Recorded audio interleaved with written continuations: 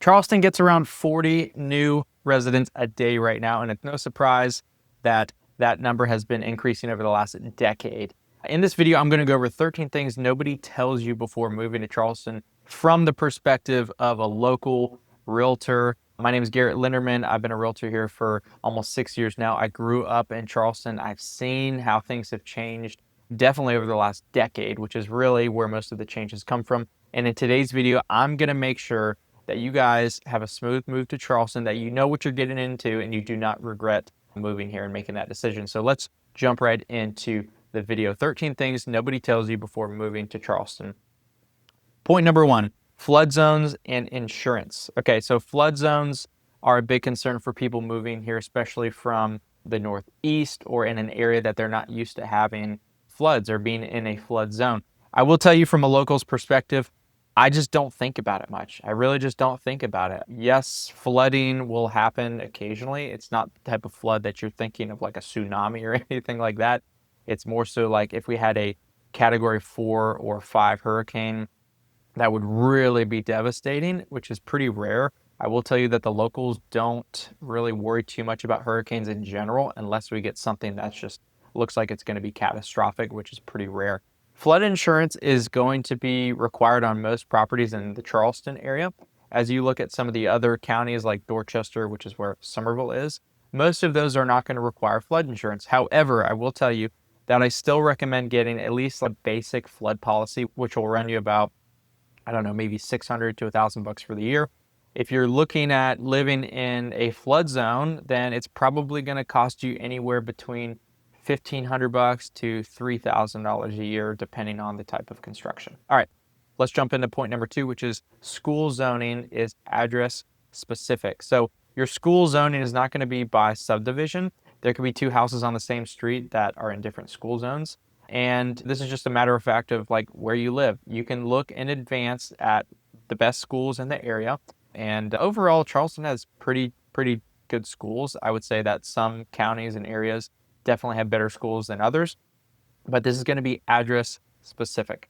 Now, we do have private schools, very good private schools, and we do have charter schools that you can look at as an option as well. All right, point number 3 is going to be a humidity reality check here. All right, so if you have not visited Charleston or you haven't visited Charleston in the months when it's not super hot, June, July, August, then you're going to be in for a wake-up call. It's pretty miserable to be outside during the day, and your AC is not going to keep up. You're going to have it set at, let's say 70, 73, and it's going to read 76, 77.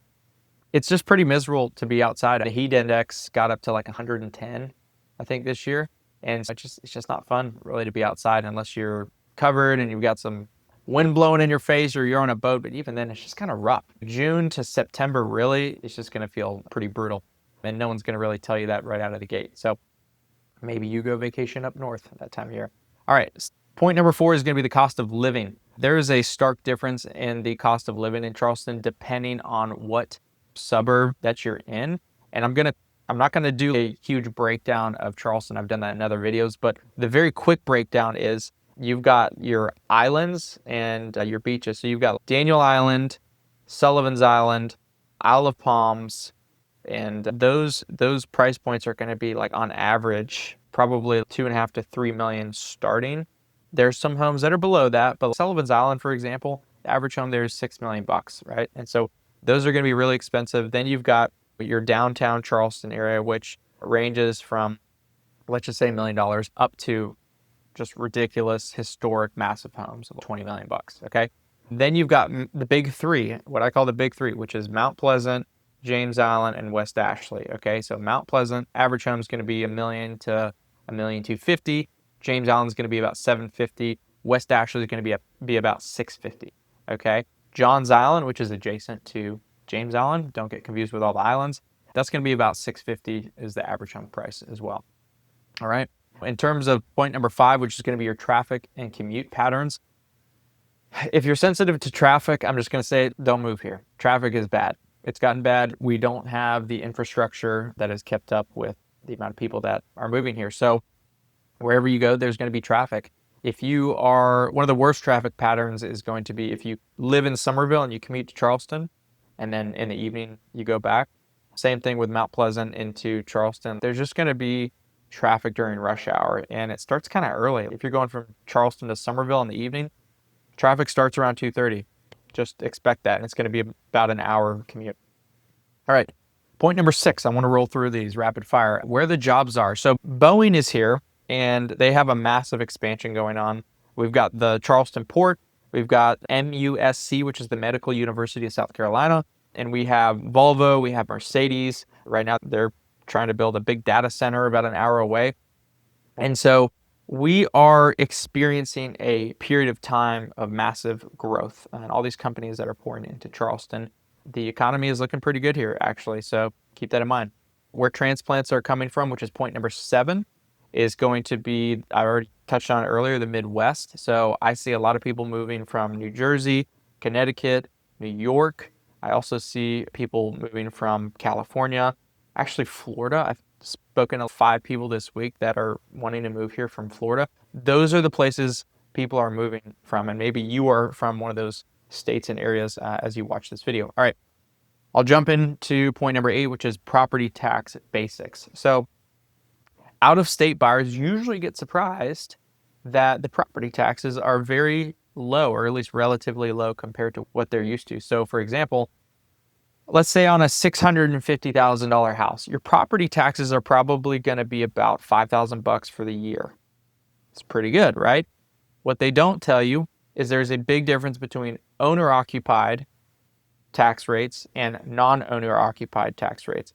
If it's going to be your primary residence, you get that good rate. If it's not, they essentially triple your tax rate. So if it's $5,000 a year, it's going to be $15,000 a year. If you have a more expensive home and it's going to be 10 grand, it's going to be 30 grand if it's not your primary residence. Something you should know if it's not going to be your primary residence, or you want to buy an investment property here or a second home.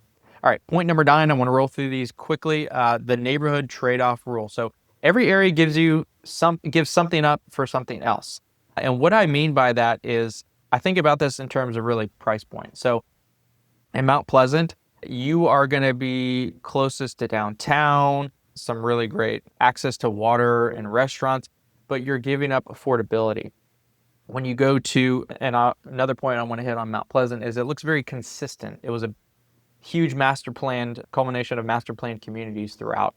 And so it looks very nice and consistent. Whereas you go to like James Island and West Ashley, and it's kind of eclectic. You've got homes built in the 1930s in one neighborhood, and you've got homes in the 60s, and you've got homes, and then you've got a section that were the mid 2000s, and that's kind of scattered all throughout. And so they look very different, but the price point's better. You're still close to downtown. You're still close to a lot of nice amenities, but that's kind of the trade-off. And also that part of town, like West Ashley and James Island, it's not super walkable, okay?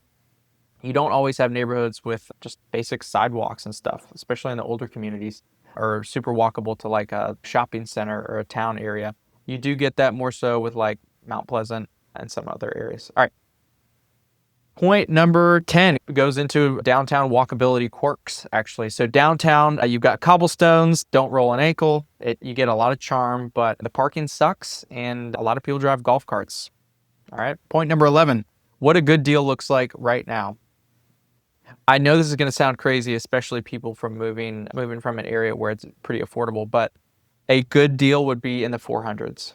I'm just going to put that price point right there. If you can find something in the 400s, that's a very compelling number for Charleston, again, relative to Charleston.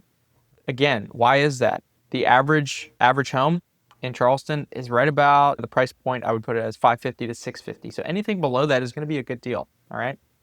The next point, number 12, is going to be your biggest relocation mistake. And that is going to be buying sight unseen properties, okay? People did that during COVID because they had to. Homes were moving off the shelf at an alarming rate, but I just wouldn't recommend that. There was a lot of people that bought homes sight unseen, and then they regretted it afterwards. They didn't take time to explore Charleston. They didn't take time to almost assess it as let me see if it's not going to be a good fit. What are my red flags? I need to walk the property, make sure I like the neighborhood. I wouldn't skip that. And then I would also make sure you really think through the schools, what kind of schools your kids are in right now versus what they have here. what the ratings are, do your research, and then really thinking through, is flooding going to be an issue for you? And hurricanes, is that a deal breaker? All right, my last and final point, point number 13, is going to be who Charleston is right for and who it's not right for. So my genuine take, if you don't care about the beach at all, just don't move here. There's beaches everywhere. It's a water town. You're going to be driving over bridges all the time. You're going to be on islands. If you love the beach, if you love the water, Charleston is awesome. If you love history, there's so much history here. It's crazy. If you love good food, I know that's such a general term.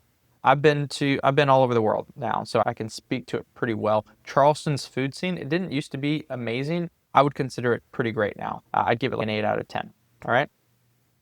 If you are looking for an affordable place, Charleston's not affordable anymore. It's just not. Okay. The average home here is $650. You need to be making at least 150 grand for your household to be affording that comfortably, more than likely. Check with your lender. It's not financial advice. So that's my honest take. I grew up here. I've been to different parts of South Carolina. There's other parts that I really like. I've been all over the US. I've been all over the world. Charleston is just a pretty special place. And I think the reason that is because it blends quality of life with just history and food. We've won #1 city in America multiple times. We've won #1 vacation spot in the world multiple times, which blows my mind because I'm like, I might rather be in Italy. I don't know. It's a great place to be, but make sure you visit and spend some time first. If you have additional questions or you really want to dive deep into what neighborhood would be perfect for you and your budget and your lifestyle, I'm going to put a link in the description with my information. If you want to book a relocation call, we can talk about that and really dive deep into it. So make sure you check that out. If you like the video, like it, subscribe, all that stuff. I'll see you guys in the next video. Take care.